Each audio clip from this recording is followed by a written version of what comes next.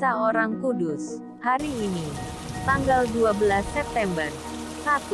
Nama tersuci Maria, Ibu Yesus.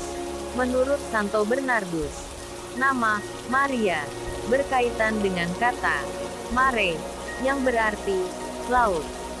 Nama ini kemudian diabadikan dengan menjuluki Maria sebagai Stella Maris, yang berarti bintang laut, sebagaimana dinyanyikan dalam himne Ave Bintang Laut. Sungguh Ibu Tuhan, dan tetap perawan, pintu gerbang surga. Menurut pengalaman iman banyak orang saleh, orang yang mengalami berbagai kesusahan dan kegelisahan akan terhibur bila memandang bintang itu, sambil menyebut nama Maria Bunda Yesus. Oleh karena itu, nama manis ini dihormati umat di seantero dunia. Seperti yang sudah diramalkan Maria sendiri dalam Magnificat-nya. Sesungguhnya mulai dari sekarang sekalian bangsa akan menyebut aku berbahagia. Lukas bab 1 ayat 48. 2. Santo Guido Anderlecht. Pengaku iman.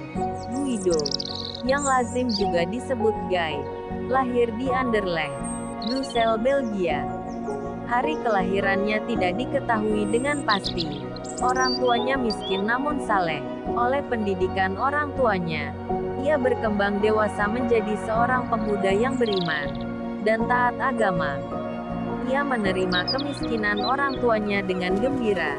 Dalam kondisi itu ia bercita-cita melayani orang-orang miskin dengan kemiskinannya.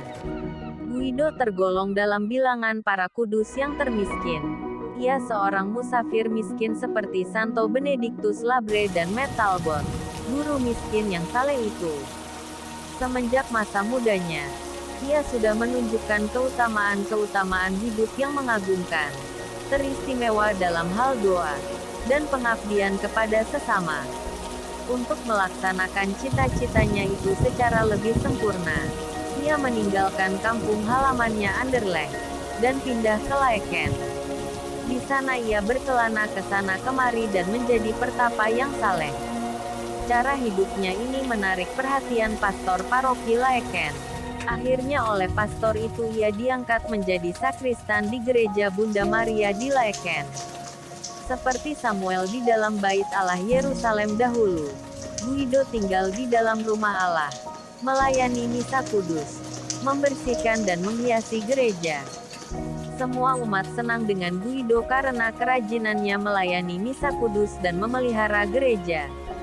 Banyak orang memberinya bantuan keuangan. Dengan uang itu ia membantu orang-orang miskin. Agar lebih banyak membantu orang-orang miskin, ia diajak seorang saudagar kaya untuk ikut serta dalam usaha dagangnya.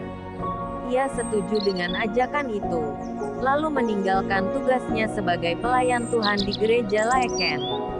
Persekutuan dagang dengan saudagar kaya itu mengalami bangkrut mendadak. Guido kewalahan dan kembali mengalami kemelaratan hidup seperti sedia kala. Dalam keadaan itu ia memutuskan kembali lagi ke Laeken untuk menjadi sakristan. Tetapi tugas itu sudah diambil alih oleh orang lain. Ia semakin bingung dan mulai menyadari hal itu sebagai hukuman Tuhan atas dirinya.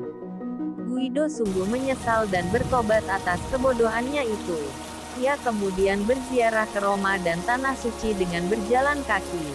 Setelah 7 tahun berada di sana, ia kembali ke Anderlecht. Di sana ia meninggal dunia pada tahun 1012 karena penyakit yang dideritanya selama perjalanannya di Tanah Suci.